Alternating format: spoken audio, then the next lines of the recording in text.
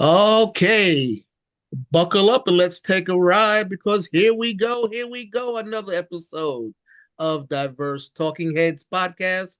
Good evening, everyone. I'm your host, Calvin Gibbs, and we have a good show for you today. This is actually going to be our last show for this season. We're going to take a few months off and enjoy the summer season and then come back in September. But tonight's topic is how different generations and cultures deal with technology in unique and sometimes funny ways. How different generations and cultures deal with technology in unique and sometimes funny ways. And yes, we have our entire, I should say, platoon of panelists here with us today. Please welcome panelist Dan. Dan, good evening. Good evening, everyone. All right. And we have panelist Charlie. Charlie, welcome back to the show. Calvin, thanks for having me. We have panelist Karen. Good evening, Karen. Good evening, everybody. Panelist Koshal. Good evening, sir. Good evening. Great to have the whole gang out here before our summer break. Yes, sir. It's good to be back. And we have panelist Marset. Good evening, sir. Good evening, Calvin. Good evening, everyone. And we have panelist Amy. Amy, welcome. Welcome. Hi, everybody. All right. Let's get right into it. We know that technology is all around us. Some of us that are in our mid 60s may have even grown up with technology. I know my daughter, who was born in 1982, always had some kind of laptop or computer, starting with the Commodore 64, always had technology with her and around her. And now she's in her 40s and she knows all about it. But some of us don't know about it. And that's where the funny stuff comes in. So let's start with the very first question. Talking about baby boomers. How do baby boomers typically approach new technology compared to, let's say, Gen Z? How do baby boomers typically approach new technology compared to Gen Z? And I'm laughing because I'm a baby boomer, and I know a lot of my friends, they run from technology. I've had had to embrace it. I don't have a problem with it most of the time, but it is moving at a fast pace. So who wants to take the first question? How about you, Dan? Sure. Um, well, I think we tend to we don't adapt necessarily as quickly. Although I always get a kick out of the people who line up in front of the Apple store when something first comes out and have to wait on for hours because next week you could walk just right in the door. But there's a different perception. We learned it as it was developed.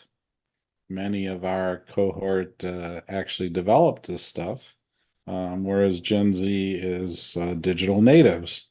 But I find that term interesting because how much about technology do people know just because they grew up with it?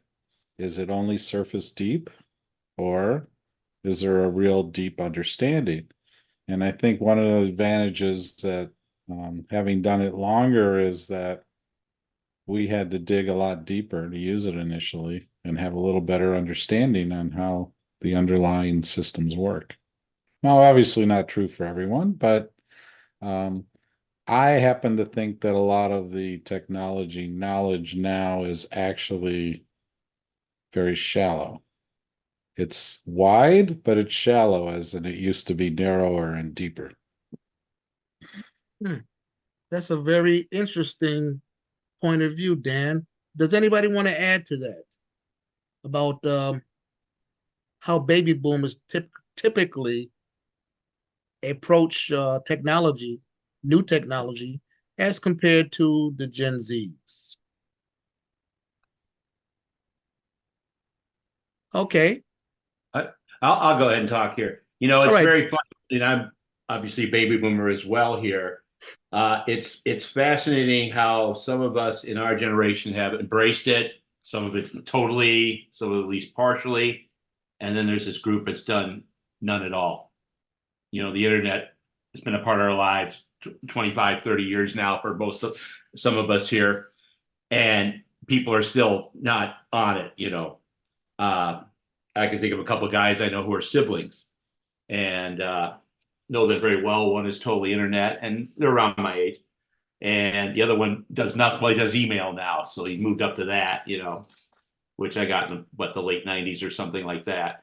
And it's fascinating why that certain individuals think there's a danger in the new technology, like it's for whatever reason that's going to destroy their lives or impede their lives or whatever. It's very fascinating, and it's isolated individuals. I don't know if there's a trend or a certain type of person that does that or not, but I often find it pretty humorous. So Okay. Well, one thing I know that my in-laws that are in their 80s don't really like to use technology a lot. In the case of my mother-in-law, she still can't figure out how to use her smartphone. Okay. She loved the flip phone, but when that died and she had to upgrade to the smartphone, I get like 20 calls a day. My wife gets more than that of her calling, and we'll see her name. We'll answer, and we're calling her by name, and she doesn't say a word because she doesn't know that it's actually online, and then the call will drop because she'll hang up. Or there's times when she'll call us and we can hear everything going on in the place that she is, but she can't hear us and or doesn't say anything or whatever. So this is like a daily thing that has been going on for 9 months. Yeah, it gets a little tiring, man. But that's one of the things we have to deal with. So I'm going to ask you, can any of you describe a situation where a generational misunderstanding of technology led to a funny outcome? Now, I just told you one. Can you describe a situation where a generational misunderstanding of technology led to a funny outcome or an outcome that wasn't expected, perhaps? I have one, and I'm actually going to go younger, so this might not be fair. So this is Gen Z, but my daughter was quite young. And I'm assuming that our listeners might not be very young children. Otherwise, I'm going to maybe give something away. But she got a phone from Christmas when she was 9, so it was a few years ago, and it included a text from Santa. And this text was from Santa, right? Like it was from Santa. Santa himself sent her a text saying to be responsible with the phone, be good with the phone, but don't give his number out, because he would know if she did that. And one night coming home from dance class, it turned out that she had given Santa's number to a friend of hers, and they were texting Santa. And somehow magically my husband intercepted these. We don't know the magic of Santa working with parents, so we'll put that out there. And so when we came home from dance class, Dad was, I know you were texting Santa. And just that belief in, so I'm kind of going the other way, the magic of technology, right? Just because to her, to a 9-year-old, this thing was magic. It was, generally coming from the North Pole. And it was just very, very sweet. Now she would be able to connect more dots. But at the time, it was just pure magic. So I love that story. That's a great story. Calvin, if I can see something, as you may know, I play Santa, and I've played him on stage as well. I remember those texts now that I think about it. Just saying, but I was kind of busy. Didn't really want to talk at the time, I was doing other stuff, just saying. Well, Santa, let me ask you a question.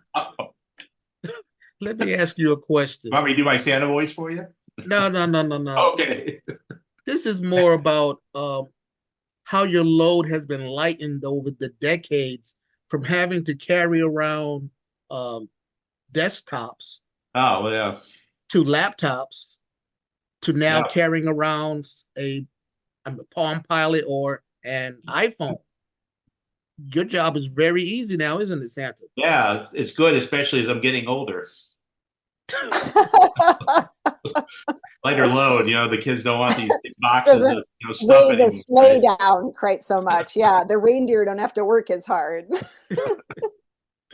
All right, let's move into some cultural influences. Let's talk about what are some unique ways different cultures perhaps may incorporate technology into their daily lives. Some unique ways that different cultures may incorporate technology into their different lives, their daily lives, excuse me.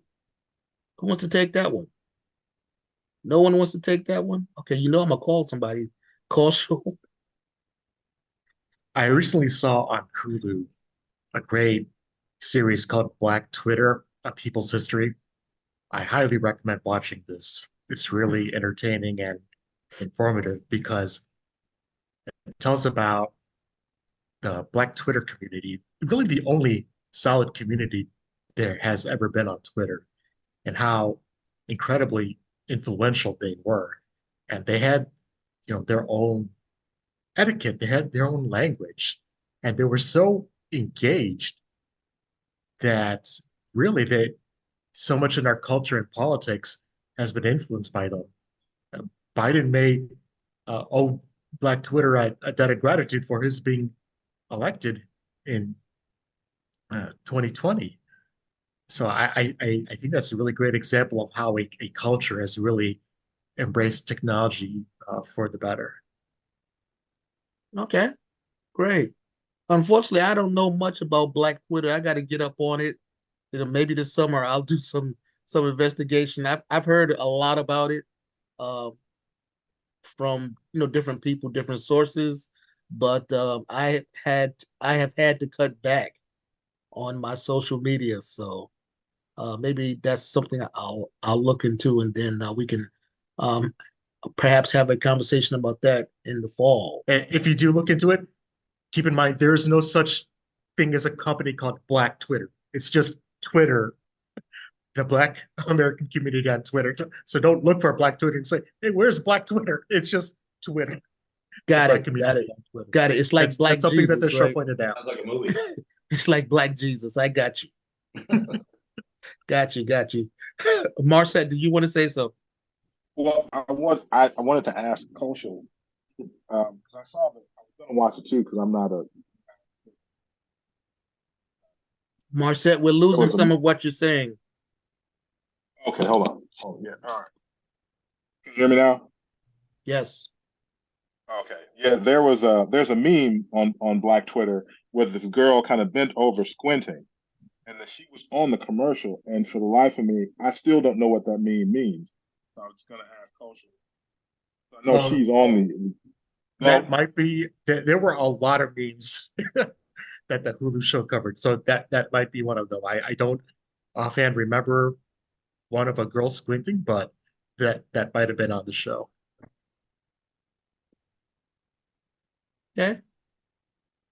Moving into technology and communication, I'm going to direct this question to Karen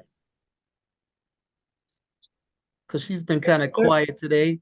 Karen, when we talk about technology and communication, how have communication methods evolved over generations with the advent of technology? Annoying emails, thousands and thousands of emails. and people not understanding, instead of responding to a person, they're responding to everyone. Mm, Same thing with text, group chat. It's a group chat. yeah, Hit that button up on the backside. yeah, and I hate group text messages, especially ones that come like during the holidays. A family member will put like 30 family members and then 40 of their friends on it, and everybody's Right. responding to it all day. And most of the numbers you don't recognize. You know, I hate that. I hate that. But let's ask Amy, with the evolution of communication um, across generations, how has it benefited humanity? Has it benefited humanity? Oh, I mean, could do a long answer on that. I tend to side toward yes. Um, Pretty much for the reason that I'm Gen X, and I do remember a time where you would never see certain friends again after summer camp. They were just gone, right? Like we all might remember days like that. Like when you moved, the kid you played across the street with, you might see them a couple more times in your life, but they were just gone. And the fact that that doesn't need to happen anymore, that you can still kind of make those connections and not have to completely and fully say goodbye. Not to mention, grandma being able to see the kids, or, long distance. I have an aunt right now who's actually struggling a little bit, and all of us cousins are able to keep in contact about how she is, or to, kind of FaceTime her and be more connected to her. So I do think it's been a benefit. Like with anything, there are downsides, and I think it definitely has a dark side. But I think that ability to sustain those connections with people, I would not want to give that up, even knowing all of the dark side and the misinformation and stuff that comes with it. I think the connections are incredibly important. Okay, thank you for that. I remember when I was a little boy, my grandfather had a Buick LeSabre. He loved that old old car, and he would always tell me to enjoy it while he had it, because technology would never last. And a few months ago, I also brought a 2024 Buick Encore, and it has so much great technology in it. I mean, I could basically live in this car, between the seat warmers and letting me know when I'm out of the lane. Wi-Fi is in the car, Bluetooth. I mean, you name it. So the other day, I had to pick up my mother-in-law, and I decided to show her some of the bells and whistles in the car. So hands-free, I sent my wife a text message just by talking, and she responded back, and the car read it to me. So my mother-in-law sitting there looking. Is that from Ansonia? I was like, yeah. She just sent me a message back, and I just answered her and didn't take my hand off the steering wheel. Well, what you need that for? So I don't have to take my hand off the steering wheel, mother. you know, she didn't quite understand it, but it's amazing that I think in a lot of cases technology has made our life a lot easier. A lot True. easier. We've gone from the dangerous part of it. We're starting to figure some things out to still use it and be safer. Let's see who hasn't spoken. Dan, what you think about that? Which question? Which question? The question was communication and technology methods, and the evolution, um, with Well, the I mean, advent of technology. Has it made humanity better? has it made humanity better? Some of humanity, not all of humanity. It's also brought it's when we've expanded the communication, we've also given people that anonymous way to kind of bash each other. I think one of the things I find really interesting with the younger people is the evolution of slang. It can change at the speed of light now. And when my son was growing up, he's a millennial, so he's already behind it now. But once I've heard about it, they're no longer using it. It's the way I understand it. So, but it's really fascinating because it's literally changing the language, and at a much faster pace than we have you know, in previous generations, because they're able to communicate these, the memes and the slang and the acronyms and everything at the speed of light. And groups of people have sort of their own secret language, so to speak. It's kind of an interesting development. Now, whether that helps humanity, I'm not sure. But it's an interesting study in how language develops. Well, I think it's interesting as well when you think about the fact that we're learning words. It may be slang, but it's still a word that we might not have learned or even heard of without the social means of sharing it that quickly. I think we're growing as a people. We have knowledge coming out of our heads right now. Marcette, what do you think about that? No, I mean, I agree. I think that, I think someone spoke earlier about bringing people together and not losing touch. And I know a lot of friends who, went to school with someone or grammar school or high school. And then you get back in touch with them now, after 20, 30 years. Oh my God, so you kind of, so it's bringing us closer together. But, it like anything else, it's also manifest some less than ideal things. You got trolling, and I know someone mentioned a lot of the false information that's out there as well. So you got to take the good with the bad. All in all, I do think, like even for myself with my family and some of my older aunts and things, I'm a Gen Xer, and just being able to have family Zoom meetings and catch up with cousins and aunts, and either their grandchildren or somebody's got to kind of set them up and put them on the screen and like, okay, well, yeah, well, can they see me? So it's just kind of funny watching all that, but it's really cute. And I think that for the bad, I think the good outweighs the bad. Just bringing people who normally would have to take a trip or have a big planning session to see each other, bringing them closer, or even connecting with people you haven't seen or thought that you would never see again. So I like that. Okay. All right. Thank you for that. Now I'm going to ask Kaushal this question because I think he might have a little bit of insight into it, more so than anybody else. And if anyone else has insight after he finishes, please feel free to jump in.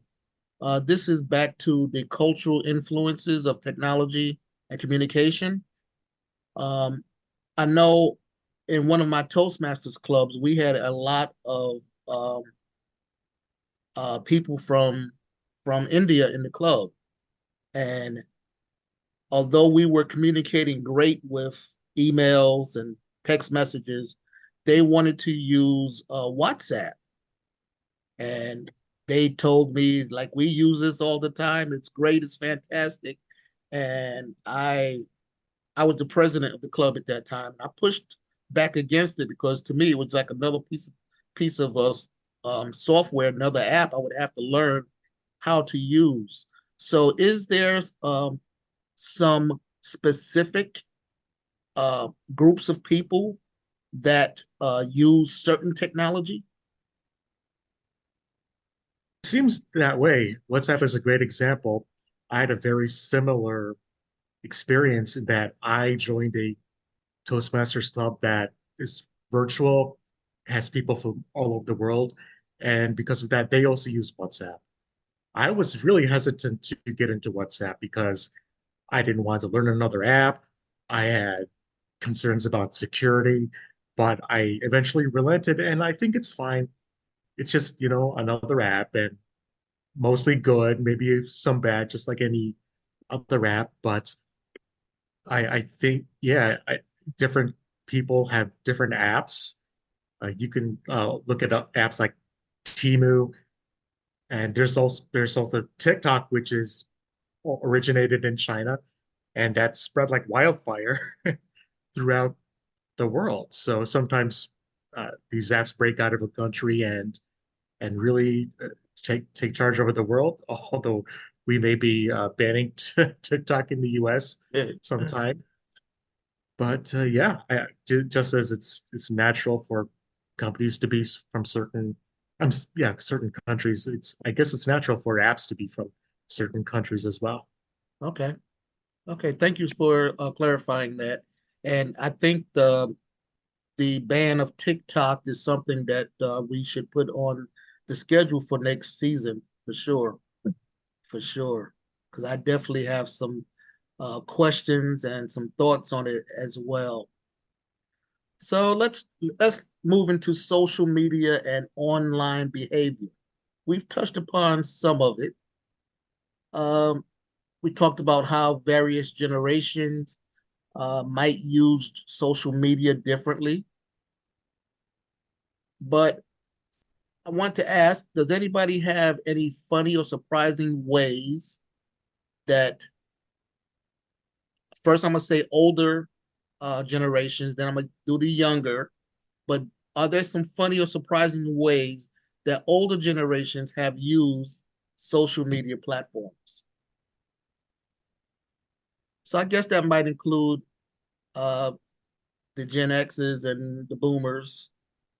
Hmm. Anything funny or surprising how older generations have used social media? Karen. What I I'm oh sorry, not no Karen. I'm no, sorry. I'm sorry. Go I'm ahead. sorry. Karen was shaking her head. I meant to say Amy. Oh, I'll go quickly. Yeah, so Marcette can go. Sorry. I remember to the, early days of like MySpace and stuff where I feel like we didn't know what to do with it. So we would just put things, at least among my friends, like this is what I had for lunch. I just felt like it was so stupid and like this, why were we even using this thing? And I just look back on that. I love Facebook and I use it pretty regularly. Like I wouldn't say necessarily every day, but I'm on it a lot.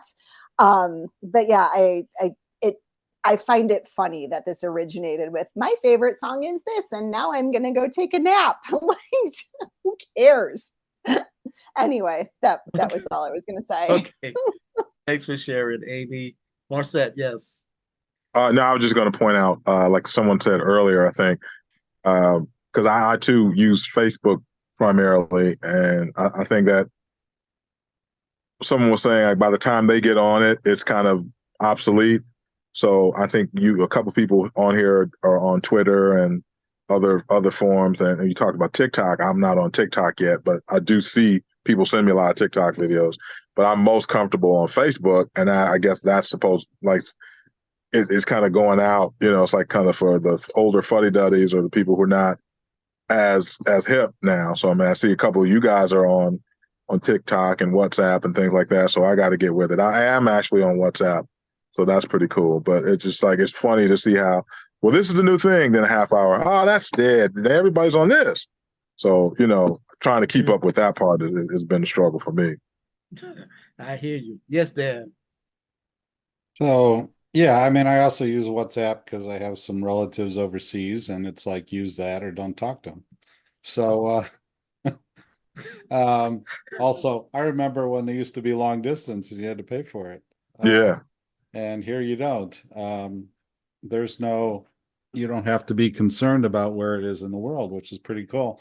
But one of the things I've noticed is I think a lot of the social media apps have age segregated on their own. Facebook tends to be a little older crowd. Instagram might be more like millennials and TikTok more Gen Z. Although I have trouble with the whole labeling of generations anyhow. But so I think a lot of what happens with our communications is we're not seeing what the other folks are seeing. And we're one of the difficulties with social media is the way the algorithms work is you funnel into a silo. You repeat seeing stuff that you've already seen that's like what you've already seen. You only get news from one stream. You actually have to actively break out of that. And I think that's one of the big downsides of social media. I like the fact that we can communicate. I like the fact that I can talk to relatives overseas on WhatsApp, like they're next door. I mean, it's that clear. And those things are wonderful that we have that stuff that I can send a quick text to my son or somebody else and just get a quick answer. But I think when you look at social media in general, the problem is it's for eyeballs, and eyeballs bring, revenue, and that's what it's about. So they funnel you into more of the same. Mhm. And that can go into a dangerous place, or it can just go into some of the same. And we're not communicating outside of our silo like we used to. And I think that has a lot to do with the fact that we're no longer able to agree to disagree, because when everybody has their own set of facts, it's really hard to look at opinions. True that. Very true. Thank you, Dan, for that. Hey, I got a little funny story about technology, and this is going back to the December of 2020. We had just did about 9 months of the pandemic, and I was hearing so many stories about my former classmates uh, from high school that were in the medical field and how tired they were and the long hours, and everybody was kind of just bummed out. People had died, and to kind of bring up everybody's spirits, I decided to hold a Zoom session, which I called the Holiday Hangout, and I hosted it on on my platform, my Zoom channel, and I could not enjoy the festivities. We had about 40, maybe a little over 40 people on there, and there were calls coming in to me, there was emails coming in, people were texting me that they couldn't get on. And I'm like, damn, I gave you I gave you the logon ID. I gave you the password. It's very simple. You know, everybody, there's like 40 people here. Why can't you get in? And I had to go help them get in. And a lot of people, by the time they got in, it was an hour and a half later and it was over. You know, so, so I thought that maybe the second year in 2021, it would get a little bit better. And it did, just a little bit better. We probably had maybe, I would say about 20, 25, maybe 30 people max this time. But still, we had about 10 to 12 people that could not get in. Give them the ID, give them the password. They just didn't show up. This time, maybe my patience wasn't as strong as it was before because they didn't get in and they didn't get in. you know. So all that to say, in 2022 and 2023, we didn't have it anymore. So, and I see Karen in the background cracking up because she knows it's true. It is. It is. It was. It was just interesting. Like Calvin said, hey, people, try to sign in at least 30 minutes in advance to give yourself the opportunity. And people were texting other people saying, I can't get in. People are texting me. And I'm like, text Calvin. Why are you texting me? He's running the ship. But But some of it them, was, but in yes. our class Facebook page, they couldn't find the page. They go to the page off the all the information was right there. They couldn't find the page. I sent it to what I thought was their email addresses. Mhm. They couldn't get into their email. Well, So that's because we had multiple high school pages, and it was hard to identify if the year wasn't there. Like a lot of people didn't think to look for the year yeah, that was that, that you were graduating, and that was funny too because there are a lot, but we managed to narrow it down. Thanks, Calvin. yes, it Can did. I Yes, share a funny story? sure. During the early years of COVID, one of my Toastmasters club met near Christmas and had a Christmas themed meeting. And during this meeting, we decided we would sing the 12 Days of Christmas. And each member was designated to sing a different part of the song, like 12 drummers drumming, 8 maids a milking, 5 golden rings. So you had to know what part you were singing, and you had to be ready to sing that part again and again when your time came. And then we found, first of all, singing in sync is pretty difficult to do on Zoom. Second, we had people forgetting to jump in with their own parts and singing the wrong parts. It was just confusion. And I loved it. That sounds fun. It That was honestly Right. sounds like Yeah, a yeah. lot of fun. All right, I'm taking notes here for our Christmas episode. we should try it. Math confusion. Mass confusion. We Yeah. should try that. We each take like 2 lines or something. That would be Yeah. a treat. What was that, Charlie? Santa. Oh, Santa's. Santa Charlie. Oh, there we go. Santa Charlie. All right.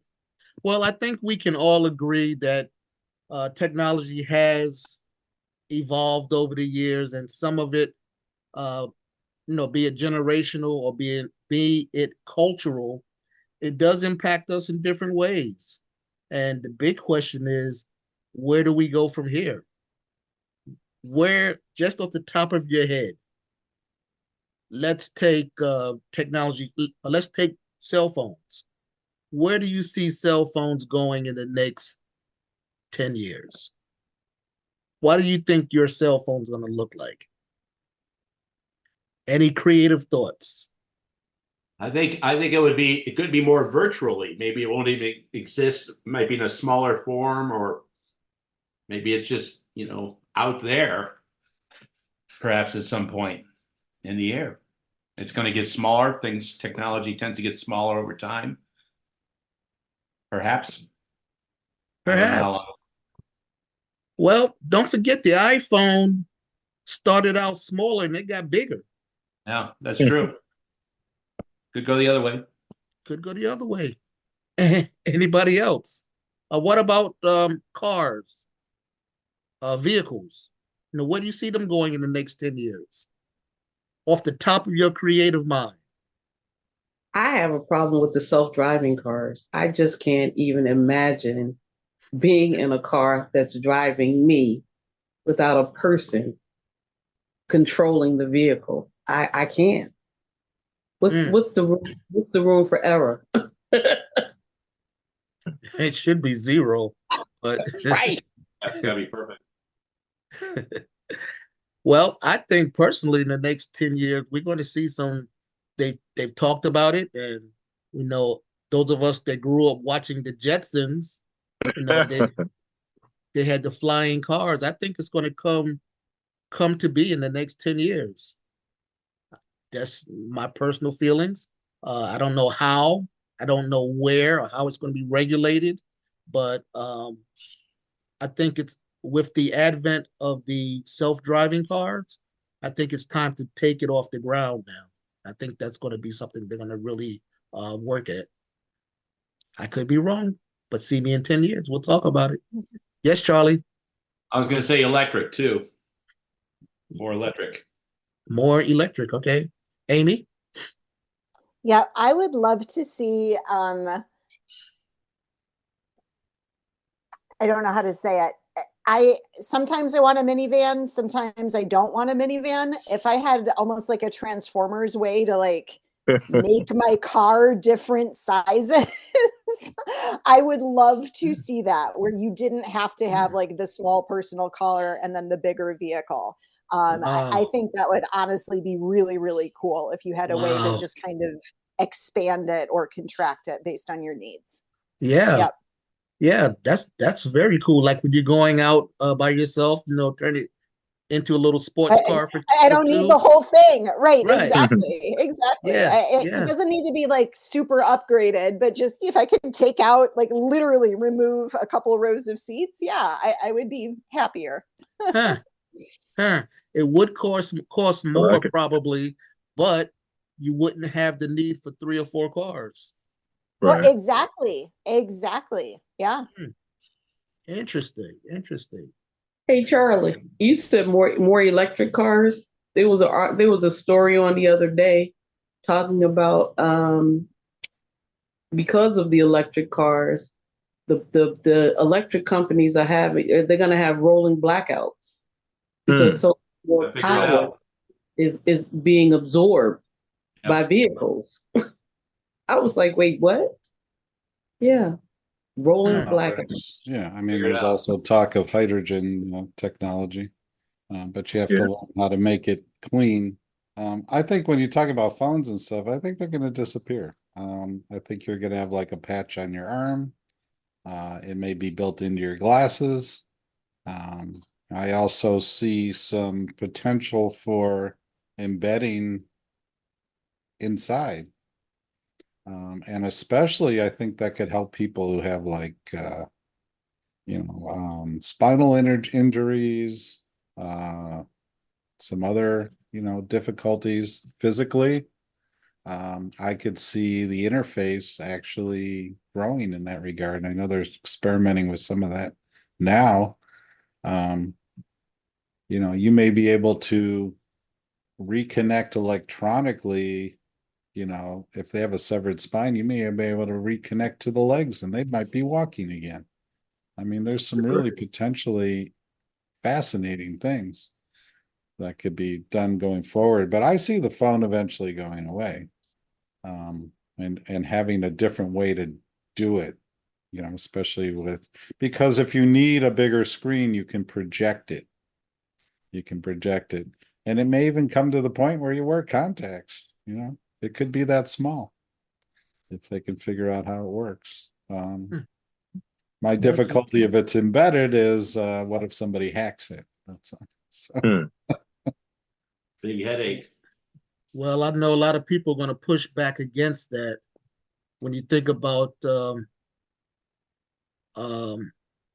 different revelations that were talked about in the Bible about getting the mark and having things injected in you and so on and so forth. I think there's going to be considerable pushback on that.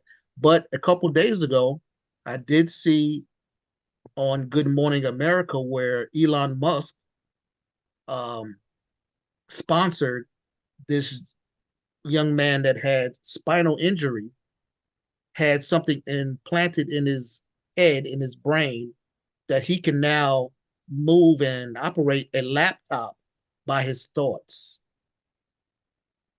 just by his thoughts. And that was like amazing. He was playing chess against the computer and wasn't moving. He can't move. So just with his mind, that's amazing. That's amazing to me. So, anyway, I want to thank you all. I think we've talked this topic to death, and we're going to take a little break. And when we come back, we're going to wind up this episode of Diverse Talking Heads podcast.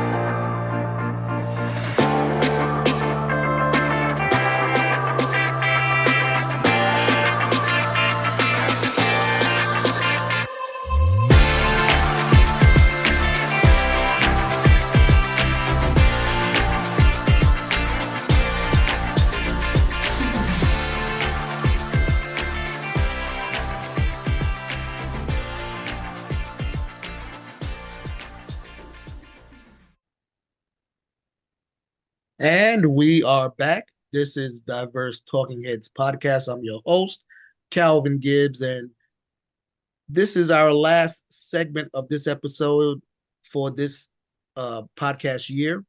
And we're going to talk to the panelists about anything they have on the um, plan book for this summer. Anybody going on any cool vacations or doing something really nice for this summer? Let's start with Marcette. I think I'm supposed to be going to Panama.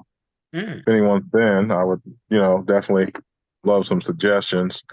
I'm going to start trying to work on a couple of book ideas that I've been throwing around and not getting any younger. So, just trying to put myself on the schedule for those. So that and just working the summer. So that's pretty much what I have, man. But I'm looking forward to Panama. I've heard good things. So, All right. Sounds good. Sounds good. Anybody else?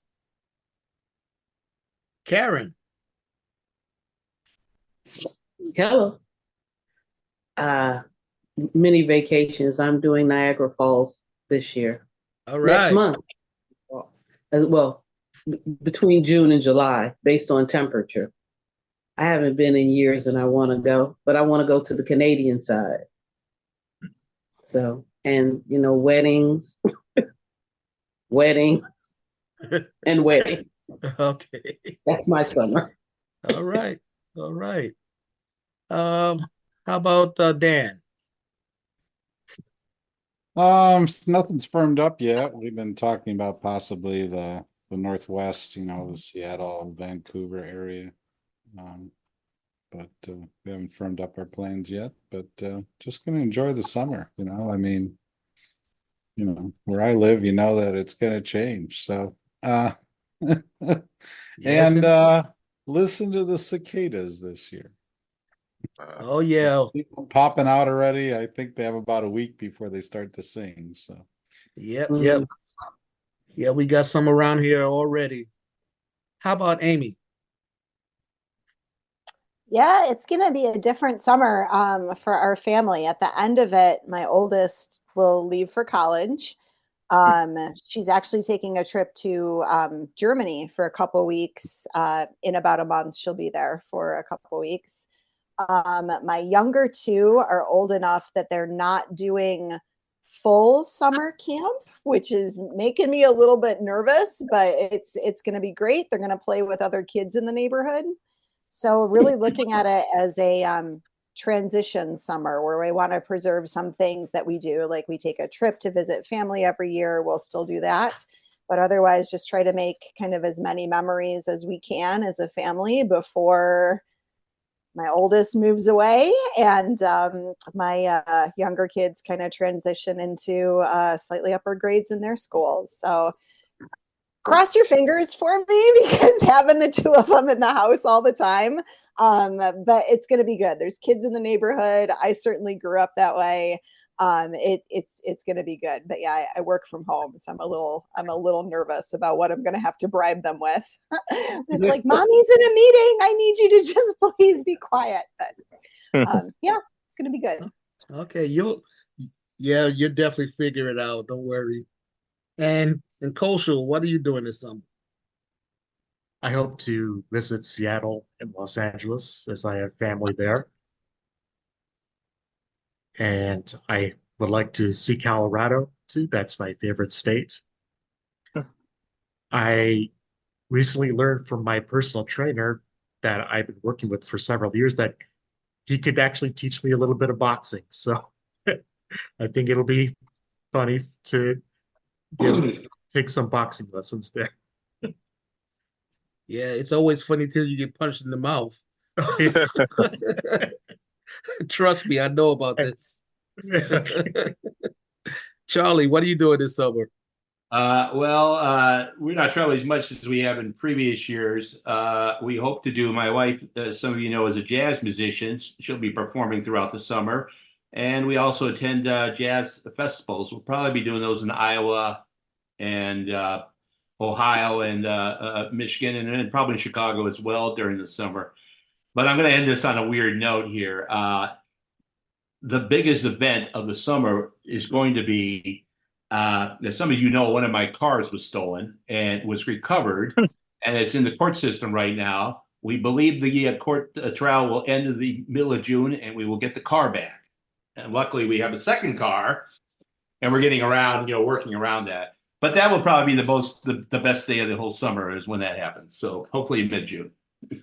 All right. Sounds good. Sounds good. Charlie will be rolling again. That's right. All over. Well, some things that I'm doing this summer is I'm finally going to kick off my conference called It's Not Over. It's a conference for people 50 and over that may feel that they are being left behind. Maybe technology's leaving them behind, or they can't move into a higher position at work. Um, Things like that. And we're going to have some social service agencies come out and talk to them, some motivation, and give them some resources. Another thing that is going to happen is I do want to visit two professional baseball teams. We decided to go to Ohio. So we're going to try to catch the Cincinnati Reds and the Cleveland Indians um, before I have some surgery done in August.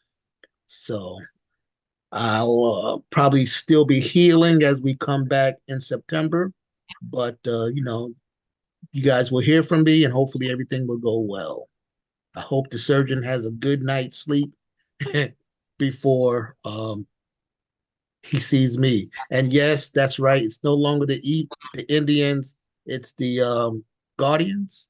No, the Guardians, Cleveland Guardians. That is correct. Thank you, Dan. Well, I want to thank our panelists for this fantastic season that we've had. Thank you, Dan. Thank you, Charlie. Thank you, Karen, Marcette. Thank you, Amy. And thank you, Kaushal. It's been a blast. And I look forward to joining you all next year in September as Diverse Talking Heads podcast will enter our 4th season, number 4, with some exciting and different formats, some exciting and different topics, and we may even have some different guest panelists come in from time to time. Until then, I'm your man, Calvin Gibbs, and it's always important that we take 2 steps to the rear and get on out of here. Until the next episode, have a great summer and exit stage left.